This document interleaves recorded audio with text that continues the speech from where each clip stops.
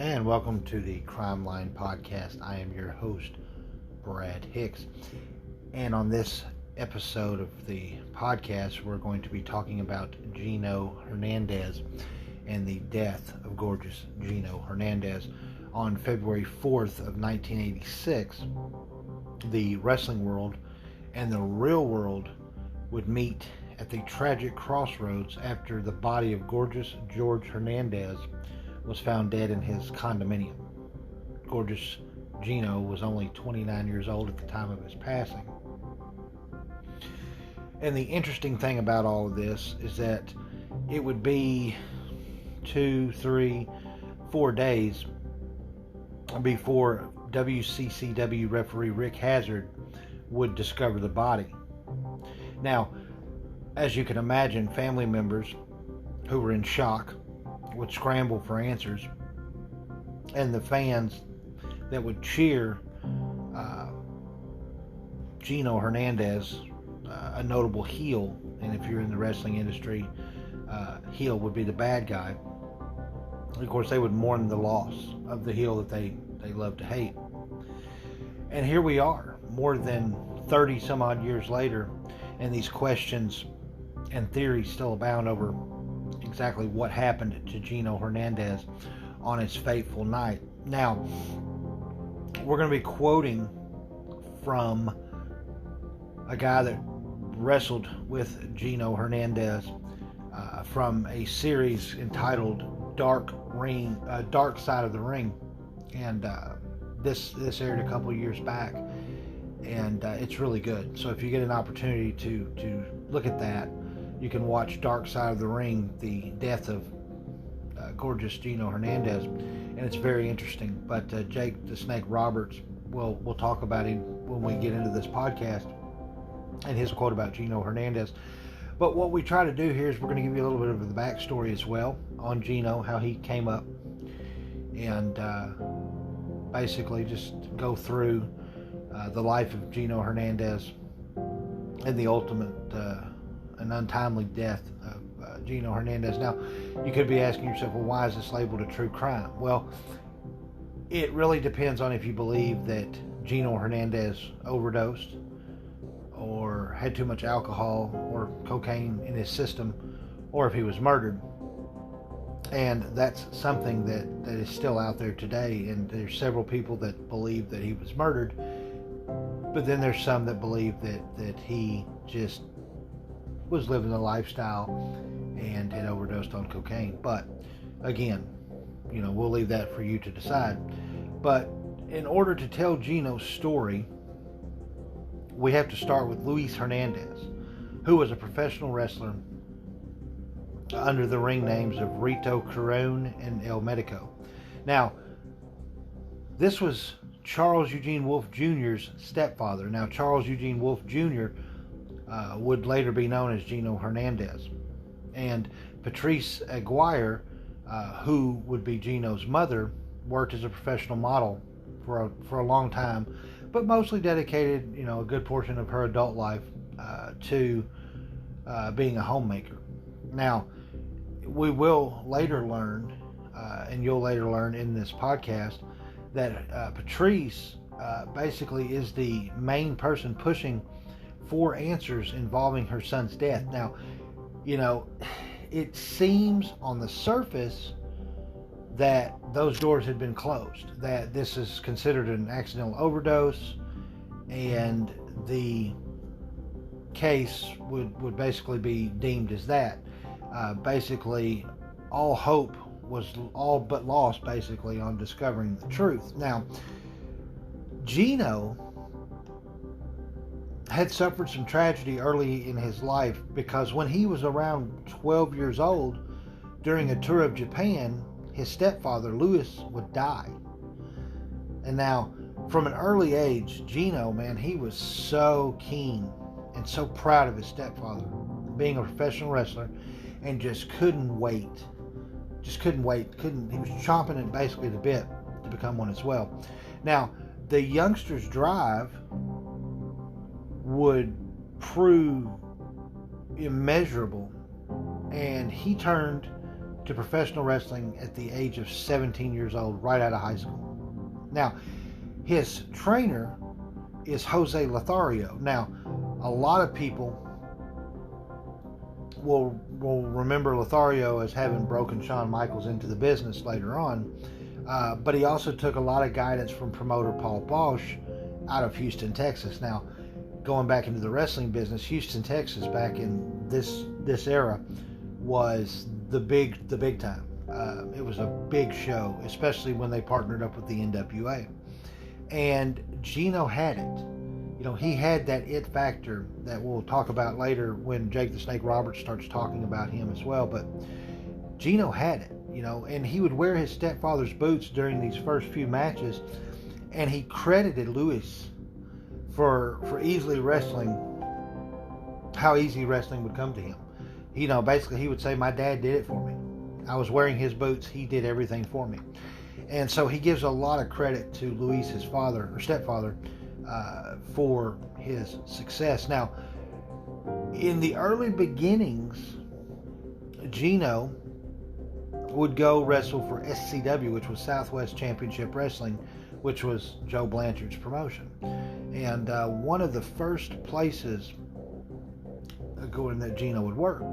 Now, he would partner to start off with his trainer, Lothario. And, but though it wasn't long before Gino surprisingly turned on his mentor and aligned himself with heel manager Gary Hart. Now, to the fans' delight, this feud between Lothario and Hernandez would culminate in Gino getting his head shaved after being on the losing end of a hair versus hair match. Early in his career, Gino had blonde hair in a style similar to a man we all know as Ric Flair. And in SCW, he also formed a successful tag team with Tully Blanchard. So, Gino's got it going on. Early on in his career, he's doing things, and if you look at him in some of these pictures, he's just got the swagger about him. He's got the nice suit, the championship belts, the pretty women, and he's got that. Honestly, if you look at this picture that I'm looking at now, he looks like a Rocky Balboa type. That just that suave, charismatic look, and obviously as a heel, he would use that to his advantage. We all know that Ric Flair would use the fancy Rolexes, the wheeling, dealing, kiss stealing, limousine driving, high flying persona, and Gino would become quite close to promoter Paul Boesch, and he got his true big break working for him in Houston in the 70s to early 80s, where he would win the NWA Junior Heavyweight Championship over Chavo Guerrero. Now, both battled in multiple territories, and Gino was quickly becoming one of the most obnoxious, cocky, and reviled heels the sport had ever seen, and that's where you have to be when you want to make it in this business. And of course, you can look online and you'll see Paul Boesch interviewing gorgeous Gino Hernandez for his show there at WCCW. Now, we talked about the Houston Wrestling. Now, WCCW, World Class Championship Wrestling, was known as the Big Time. And then it affiliates in NWA, and until 1982, it was the place to be. And that's where Gino would enter into a feud with David Von Erich. Now, we all know the Von Erichs, big, successful wrestling family. Now, there's some controversy and some mysterious circumstances behind the death of a majority of the Von Erichs. But he would enter this feud where he would ultimately win, and then later lost the NWA Texas Heavyweight Championship. So he would return to WCCW later, and he would be teamed with what we talked about before, future legend Jake the Snake Roberts.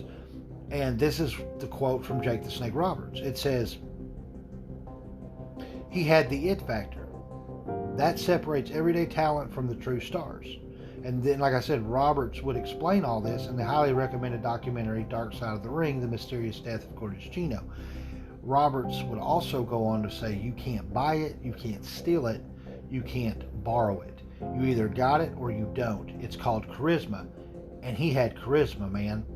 Roberts would continue to say he could talk, and it's really easy to hate somebody that is good looking, has money, or whatever, got a pretty girl on his side, must be nice, full head of hair, he's got all that, and then he, of course, uses an expletive that we won't use on this program, but he was there, and for Jake the Snake Roberts, one of the best promos of all time, that's saying something.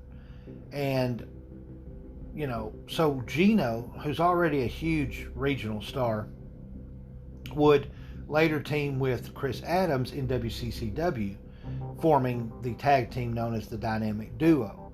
And they would feud with the Von Erichs, which was completely just over. And when I say over, I'm saying that it's like it's there. It's a high revenue ratings angle. And this feud would generate some huge television ratings and revenue for WCCW. And the culmination of all this was the Cotton Bowl extravaganza, which pitted him and Chris Adams against Kevin and Kerry Von Erich, and the Von Erichs would win. And again, the Dynamic Duo would have their heads shaved. Now, the Von Erichs had long, like beautiful hair, and Chris Adams and Gino had beautiful hair, and the appeal to this would be that, I'm having to have my head shaved here, and so it was huge, and it just added more fuel to the already intense rivalry, elevating it to new heights. And there's a video of this happening, and you can see this crowd at the Cotton Bowl is just going insane over this whole episode here in this angle. Now, there was a gentleman named David Manning, who was a former referee, promoter, and booker for WCCW, who would go on to highlight Hernandez's incredible skills on the mic and compared his work to Ric Flair. Of course, he would also compare him to Jim Cornette and Michael P.S. Hayes, and he would be quoted as basically saying, "People, you just hand them the mic and they do it." And when he met Gino,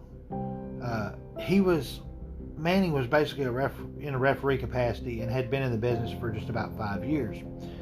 Of course, according to WCCW play-by-play announcer Bill Mercer, Gorgeous Gino, also calling himself the handsome half-breed in previous territories. And of course, we know WWE now is the main culmination. You have AEW, but back then you had territories in professional wrestling. And basically, he was starting to become the person he portrayed at the arenas and on television, becoming almost indistinguishable from his in-ring persona. And he would be quoted as saying, "I think the Gino Hernandez you saw in the ring was very much like the Gino Hernandez outside the ring." Mercer would go on to say he was the one who typically did everything his way. Now, Devin Nicholson did an interview basically with Hannibal Television, or the Hannibal TV. Cowboy Scott Casey remembers how Gino would always act like his wrestling character. Still, Casey wasn't falling for it and would often tell Gino, "Just act like a normal person." Now, Bruce Pritchard would say that he was all about the finest suits, the finest custom-made shirts, the rings, the watches, you name it. That was Gino, and it wasn't a gimmick. That was him. If he wanted to, he could take that room and have everybody in that room hating his guts and still wanting to kill him in real life. And so there's kind of the backstory about that. And obviously, getting into the next couple of segments, we're going to start talking about the downward spiral of Gino Hernandez. But we'll see here a direct quote from Gino Hernandez that says, "I'm more handsome than Sylvester Stallone and Eric Estrada combined, and more gorgeous than Bo Derek." So with that being said, we're going to get into the crime aspect of this as we move forward. And we're going to take a quick break, have a word from our sponsor, and we'll be back here on the Crime Line Podcast.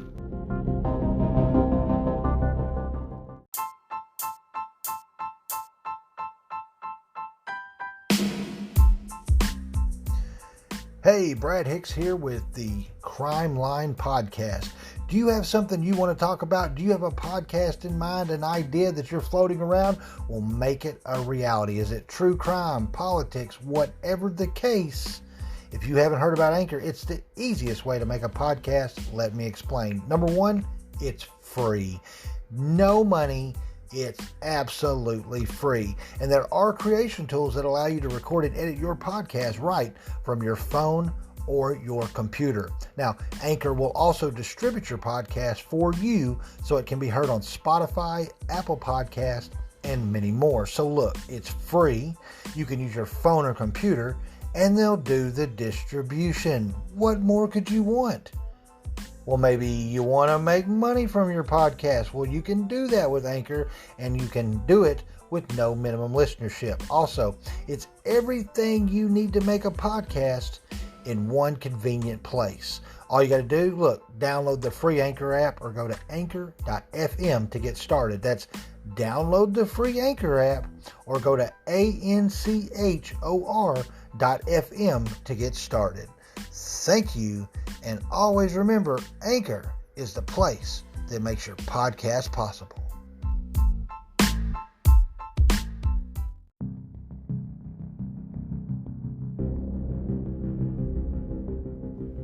And welcome back to the Crime Line Podcast. We talked about the early success in life of Gino Hernandez, and now we're going to get into the meat of the true crime portion of the show. And we're going to talk about the drug addiction that Gino Hernandez had. And we're going to hear some quotes from Bruce Prichard and Jake the Snake Roberts on his cocaine use. And we'll start with the fact that Bruce Prichard would say that it was no secret that Gino Hernandez did drugs. He would say that he smoked dope, did cocaine, uppers and downers. It was the 70s and 80s. We all did. And then we go to a nightclub called Judges that was in Houston. And Gino was front and center, and he frequented it a lot, especially on Fridays after he would get done with his matches. Prichard would continue to say, I never saw Gino out of control on drugs, but he liked to party and have a good time. Now, there are stories of Gino dating and tripping on acid with Jeannie Clark, who was known at the time as Lady Blossom. Now, for the younger wrestling fans, you will remember her as Stone Cold Steve Austin's former wife, and she also wrote the book, the autobiography, a very revealing autobiography called With Healing in My Heart. Now, Jake the Snake, who had a lot of respect for Gino's abilities on the mic and as a talent and a performer, had no qualms about admitting that Gino and him, obviously, Jake the Snake, had a huge drug problem. You know, they could candidly, at least on Jake the Snake Roberts' part, has candidly come out in the television or the movie Beyond the Mat, and then his own documentary, and of course with Diamond Dallas Page there, that he had a huge drug addiction. And the question was asked, did you know or come to know at any point that Gino had an issue with drugs? And Roberts would candidly, without question, respond to, yeah, because I was doing them with him. And he would laugh, kind of snicker, and he would say, duh. And then he would add, I was no saint, man. I knew Gino was doing coke. I didn't know how much he was doing. It wasn't no 8-ball, which would be 3.5 grams. That's for damn sure. Now, there was a point in time that David Manning would recall where some unsavory characters accompanied Gino. And Manning believes that it was at this point that the no return sticker was there for Gino. He would say that Gino once had a friend with him who owned a plane. They had rented the top penthouse suite of a Las Vegas hotel and were just partying for 3 days. From that time, it was just a slow progression. and we're referencing the downward spiral of Gino Hernandez. David Manning would also add that Gino ran with a pretty tough crowd in Houston. If you hang around trouble, you're going to get trouble. Getting into wrestling, it's like getting into the mob. You have to watch out with who you hang out with. And Jake the Snake would agree. And Jake would also say that I heard there were people you didn't mess with and had power in the city of Houston and Dallas. These were strong, powerful people within the city that might not have liked certain things getting out. Janice Gillespie, Gino's ex-wife, remembers feeling very unsafe at times. It didn't feel so safe with some of the people he might be hanging out with, things I was hearing. There was just a side of him and people he ran with. It just felt dangerous. And in wrestling, you have what's called your angle, and that's your persona, the storyline that you're involved in. Well, now by 1986, defeating many teams and using their golded scissors to cut their fallen opponent's hair, and this was years before Brutus the Barber Beefcake would adopt this gimmick, as you might recall. The dynamic duo began feuding and turning on each other. Now, Chris Adams and Gino Hernandez later had a match where, of course, the stipulation called for the loser to get free bird hair cream rubbed into their scalp, which it's a variation of a hair versus hair match. This cream was in actuality supposedly a hair removal product. Now, of course, Gino, being the opportunist that he was, blinded Chris Adams by deciding to take advantage of him while arguing with the referee. Now, the cream, which looked more like a black liquid gel, was sprayed into Chris's eyes in an angle that caught all the wrestling magazines' attention at the time. And you can see this on YouTube if you go to look for it. It's a really neat segment, but it was also probably one of the most brilliant angles. And when in public, to keep with the kayfabe aspect, Adams's eyes would be bandaged, and he would be guided by his girlfriend to convince the fans of his blindness further.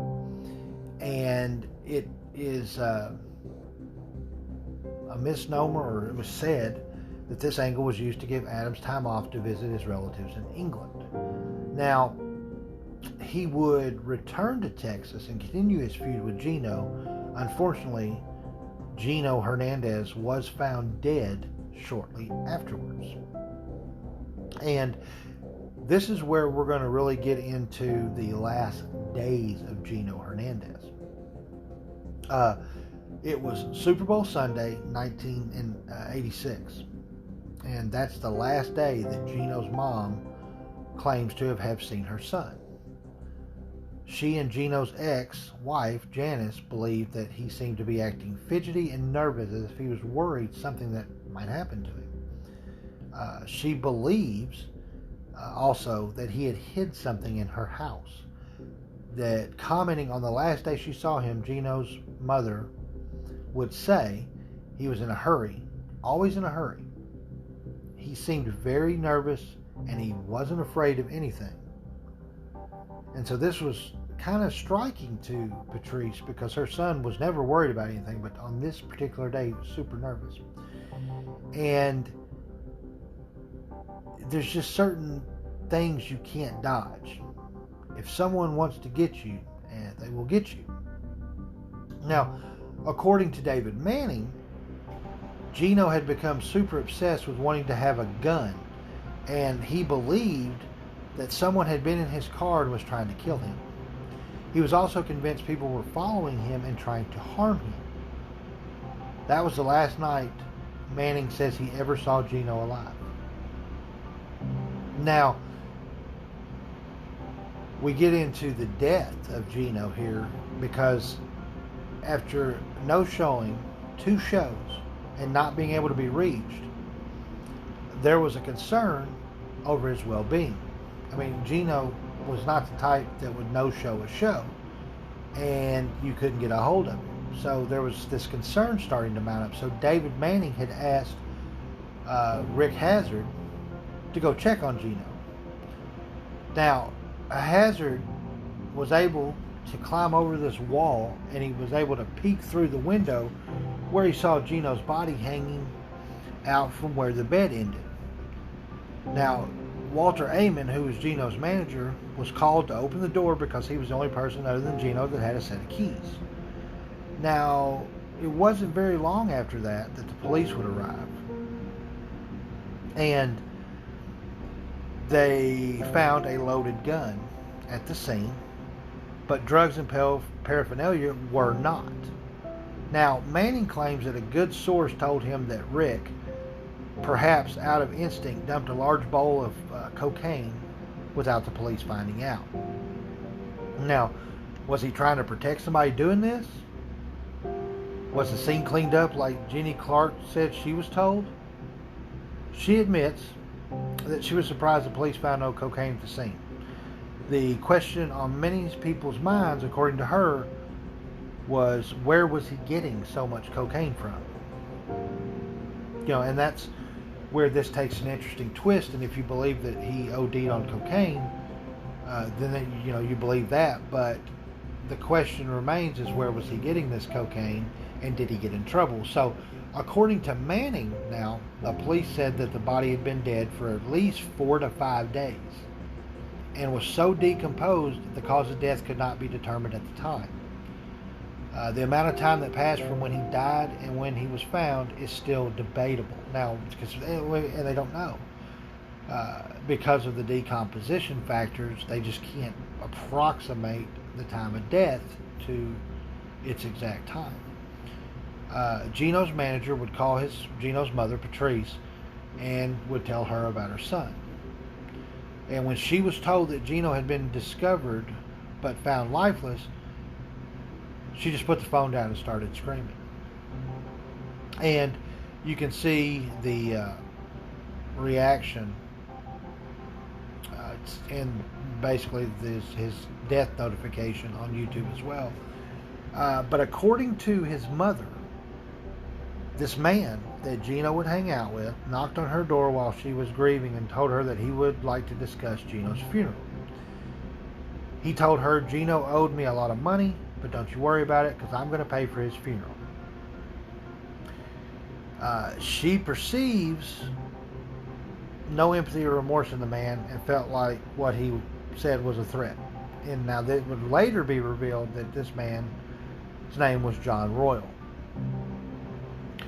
Gary Hart makes the comments, I took him under my wing. He was just a lost soul I couldn't bring back. He was just everything you could want, but he had demons, and demons just wouldn't let him go.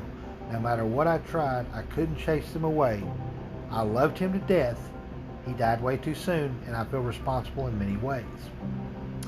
Now, Gary Hart would notice that Gino was having these problems with his cocaine addiction and tried so hard to get him to leave Texas and work in the Carolinas with then Jim Crockett Promotions.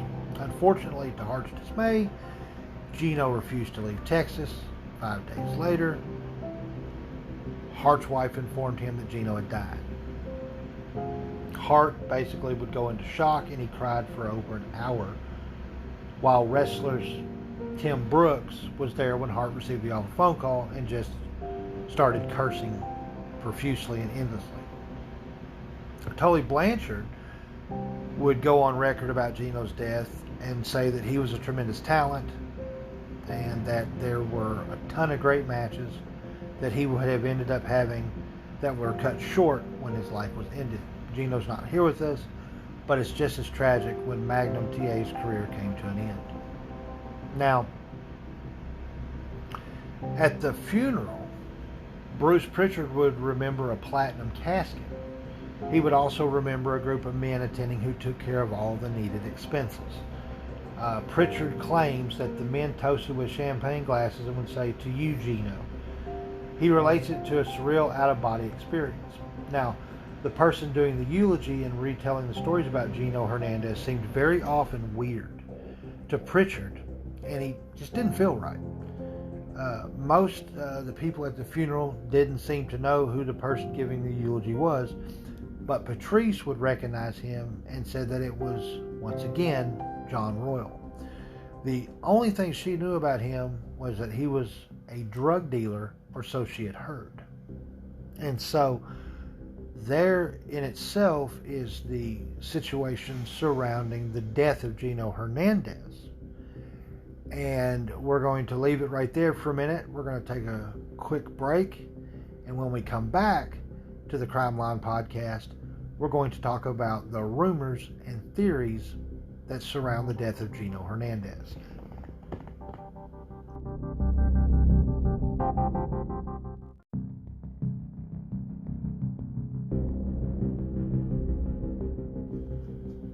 And welcome back to the Crime Line podcast, where we're going to discuss now some of the darker side of the death of Gino Hernandez, the rumors and the theories that surround it.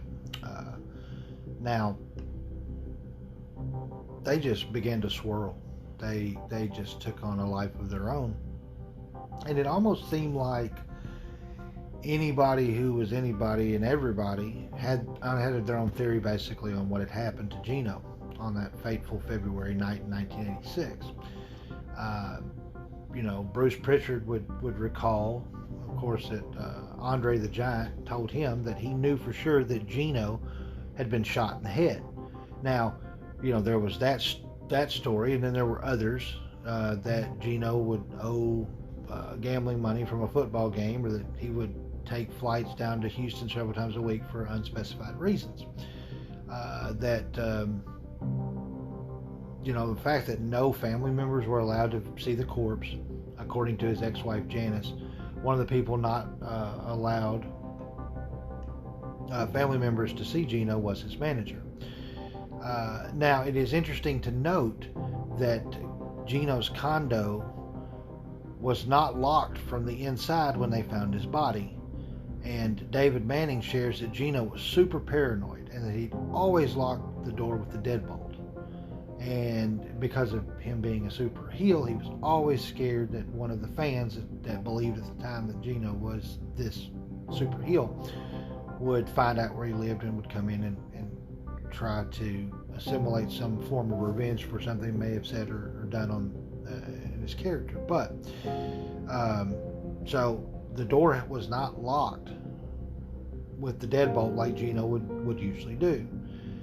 And Manning would formulate the opinion that it did look like Gino had been murdered at the time. Now, the autopsy, and this is where it gets interesting, ultimately said that Gino had died from acute cocaine intoxication. Janice Gillespie claims that she was told that Gino had enough coke in his system that it could have killed an elephant. And his mother was told basically 5 times the amount.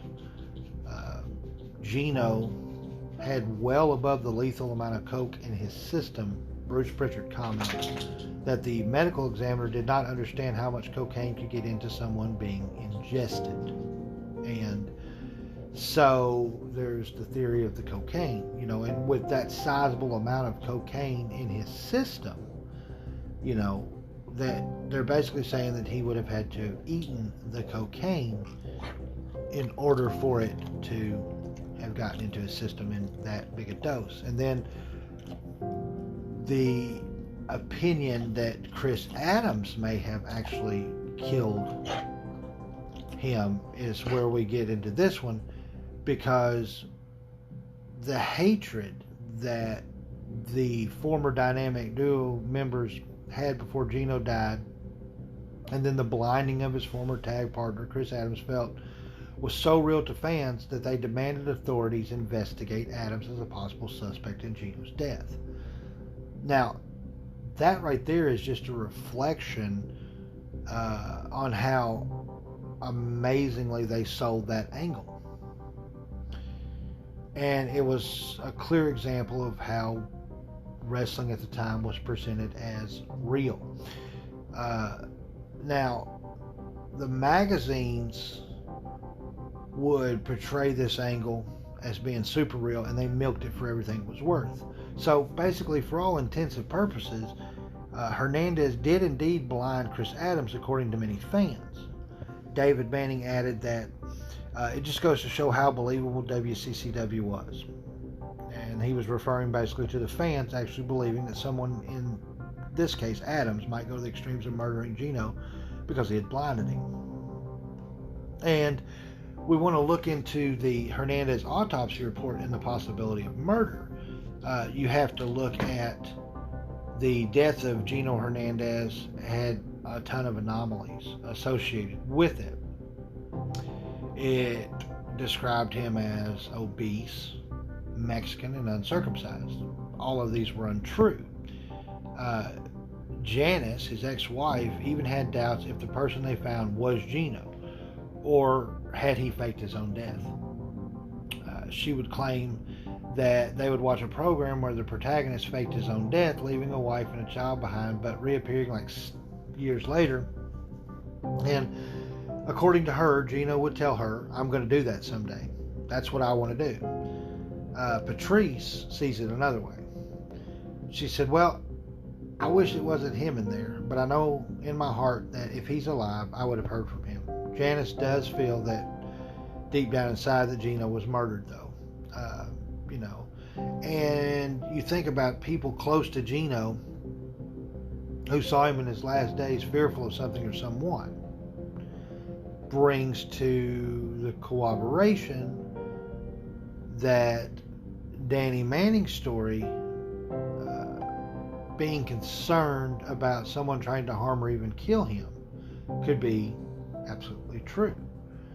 On one occasion at Gino's condo, Jeannie Clark claims to have seen him take out a big bowl that was full of Coke, and about 30 or 40 minutes afterwards insisted on her not making any noise. Gino proceeded to clog the kitchen sink with a towel and let the water run. It seemed that he believed that this might, for some reason, muffle sounds from people trying to listen in on their conversations. He constantly would just stare out the windows and into the darkness over and over again, she would tell. I mean, you could see that he was afraid. It seemed of the dark in his mind. And then, of course, Jake Roberts would add to the situation in the story, saying, "I can certainly see that happening with Gino," him being murdered, of course. Some of the people he hung with were very, very powerful. He may have pissed somebody off. And then, according to his mom, it's too much secrecy, too much lying, too much deceit.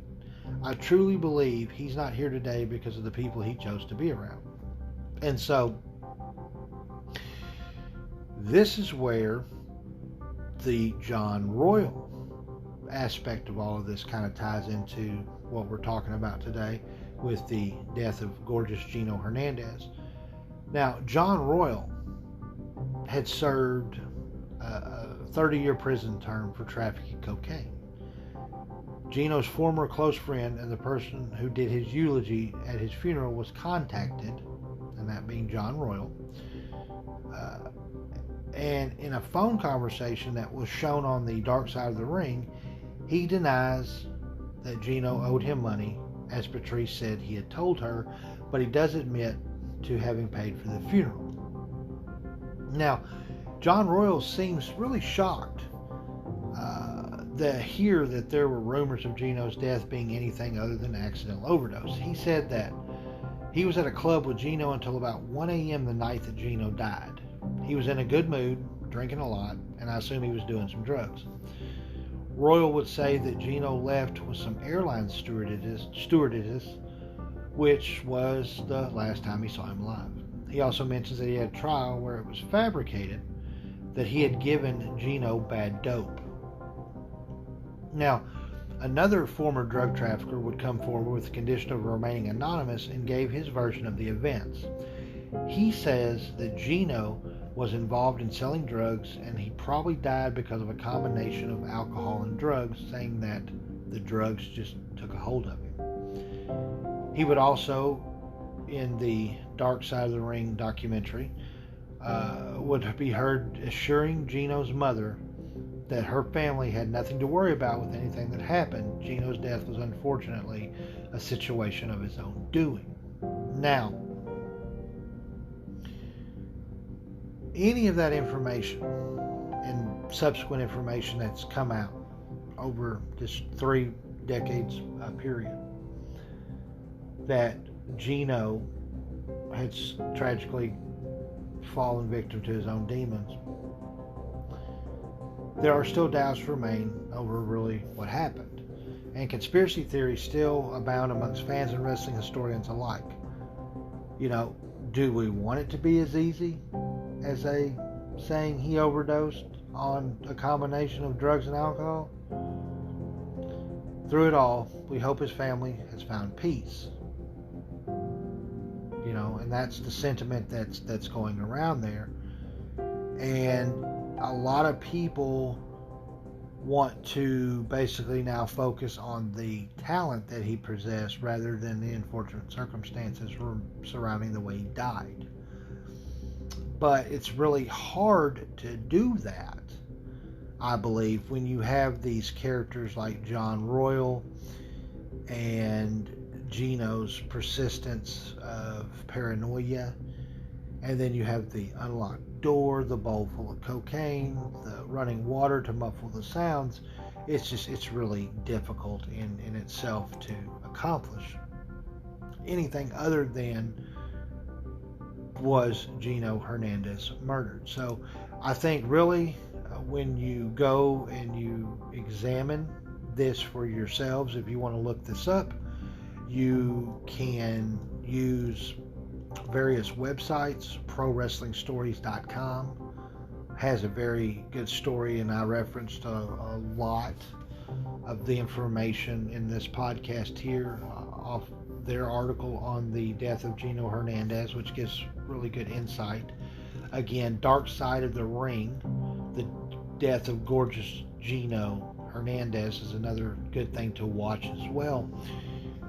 I believe that you will find that there are times that you question just how Gino Hernandez passed away. And there's a lot that could be said. It's also been noted that there was a ton of cocaine in his stomach, when that could have been, from a medical standpoint, they say the cocaine seeping into the stomach because of the decomposition. And then of course you throw in that Andre the Giant says that Gino had been shot in the head. There's just so much surrounding this case. But thank you for listening to the very first episode of the Crime Line podcast. If you have true crime that you would like talked about on a particular episode, feel free to email. The email address is crimelinepodcast@gmail.com, and we'll be sure to throw an episode up there for you. Also, if you are interested in hosting your own podcast, of course you can use all the tools provided to you at Anchor. That's anchor.fm, or you can download the Anchor app, or you can go on over and check out some of the cool podcasts that Podcast Network 49 has to offer as well. You can look them up on Facebook and YouTube as well. Again, thank you for listening to the Crime Line podcast. I'm your host, Brad Hicks. We'll see you next time when we talk another true crime mysterious event. Have a good night.